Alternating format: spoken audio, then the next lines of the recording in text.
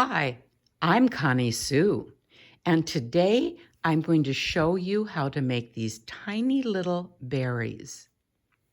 We are going to be using the smallest plastic template in Karen K. Buckley's series of circle templates. It is just 1/4 of an inch in diameter. But before we begin, I need to show you a trick, and it's much easier to show you this trick with a larger circle. So I have used my plastic template, circle template, to trace my circle in pencil on the wrong side of my circle fabric. I'm going to be using this template, and as you can see, I've allowed a 1/4 inch seam allowance all the way around.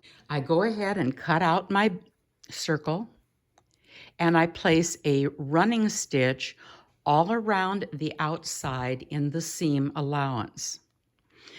I begin that with my thread on the right side and end it with my thread on the right side back here.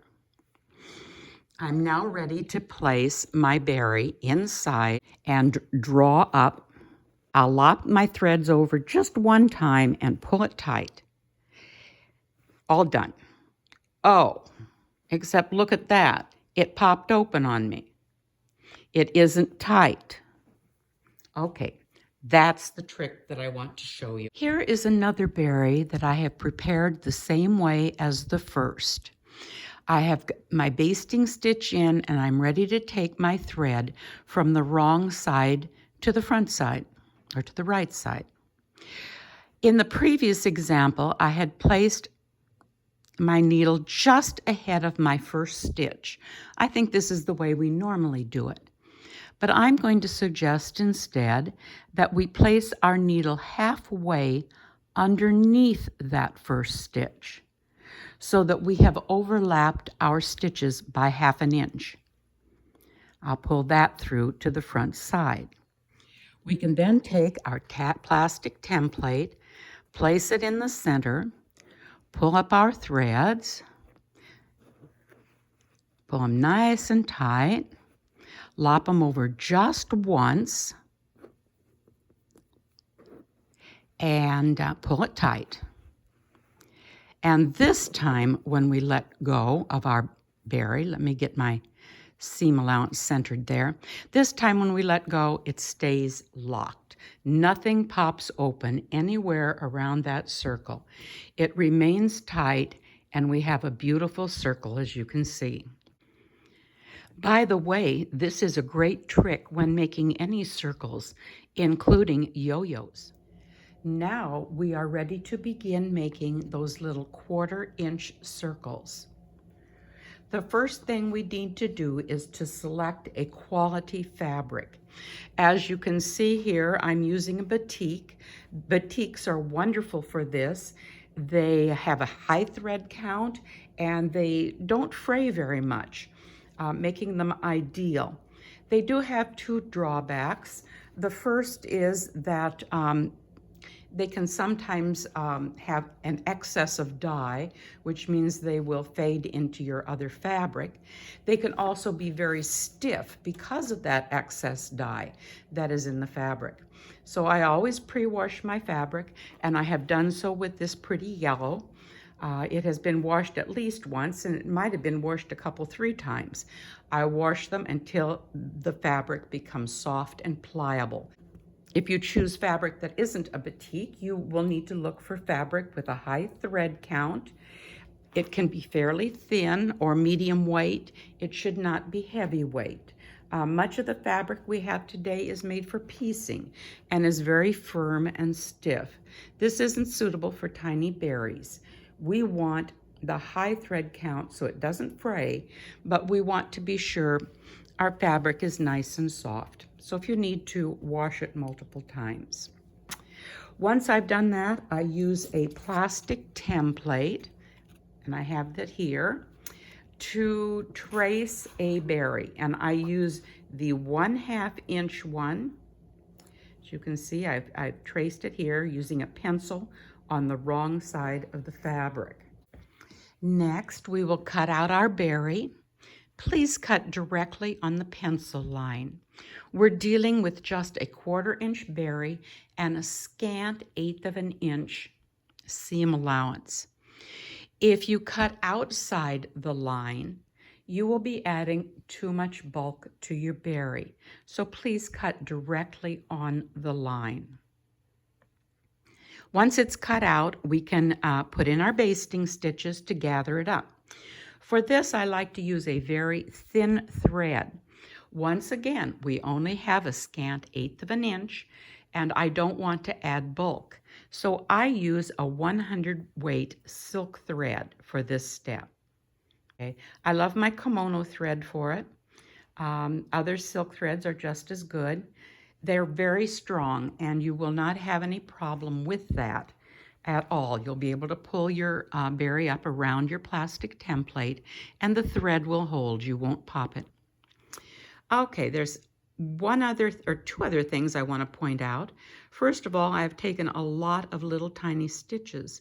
This is only a 1/2 inch circle at this point in time before I pull it up, and yet I have put 12 stitches around the outside edge. There's a very simple reason for that.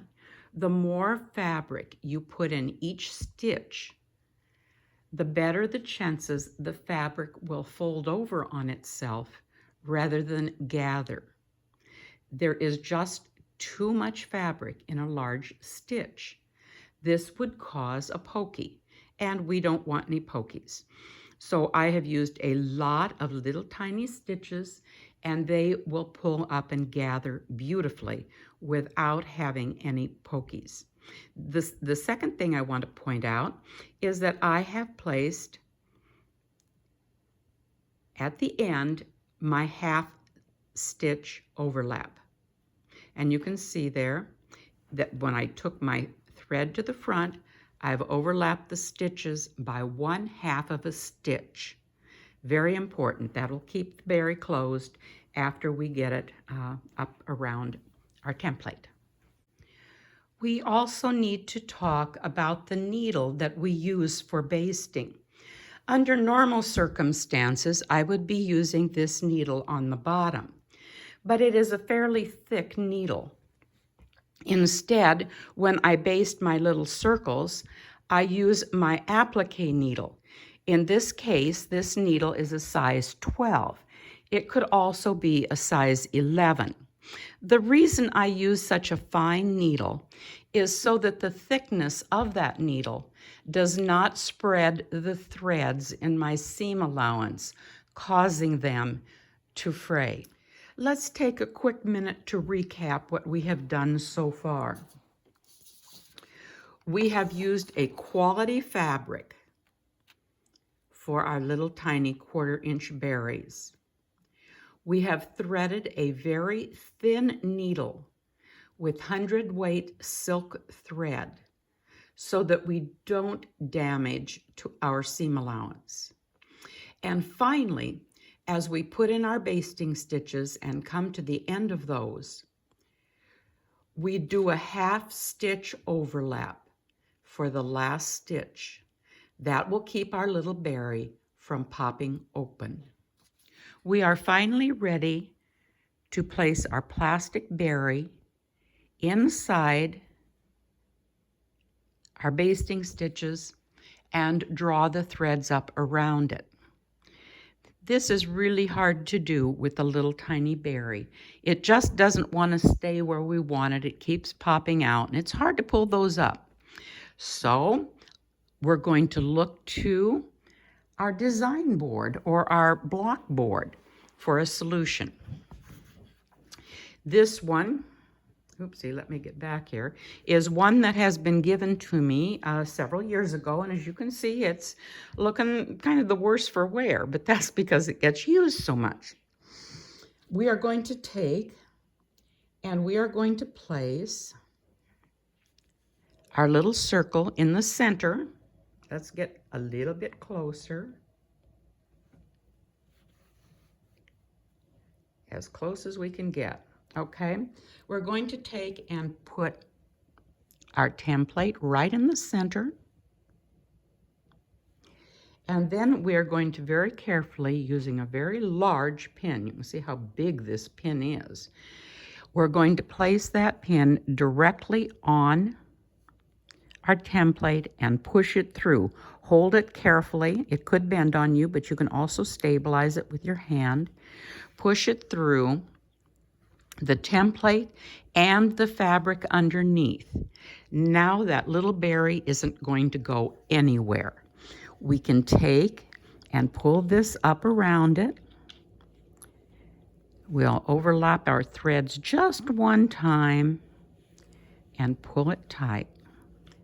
And because it's been overlapped, because it has had that half stitch overlap, when I take it off and I very carefully pull the pin out, it's not going to pop open. And what I do have is a perfect little round berry. If you don't have a design board, you could also use a bulletin board, an old piece of drywall, or even very, very thick cardboard. They would all work and give you the ability to stabilize this little berry while you draw up your threads. Now it is time to spray our little berry. Let me back up here, and I want to show you. I find starch too stiff and too shiny. I love Best Press, however, and I will spray this little berry both front and back until it is completely saturated with the Best Press. I'll set it aside and let it dry. And after it is dry, I will press a very, very hot iron, very, very briefly, on top of the little berry. This gives a very crisp edge to my berry so that it'll be very easy to applique. Here is my finished little berry, just 1/4 inch. You can see the comparison when you look at my thimble in relationship to the berry. Let's take just a second and I'll show you how I make this little flower. Better back up here just a little bit. Here we go. Okay. I have drawn my pattern on the wrong side of the fabric. In this case, I put it on Glad Press and Seal. I have a video that tells you how to do that. My first step is to baste the little flower. Now let's look closely at the design itself. You can see this little tiny flower is made up of 6 petals. Those 6 petals could be stitched individually, but I have chosen not to do that. Instead, I have taken the bottom 3 petals and basted them as one piece. I've gone ahead then and stitched that piece, and then I have basted the remaining 3 petals. And you can see the one underneath, under here, I've got the one just like this that I've stitched, and I go ahead, baste the final 3, and stitch those. And that will look like this.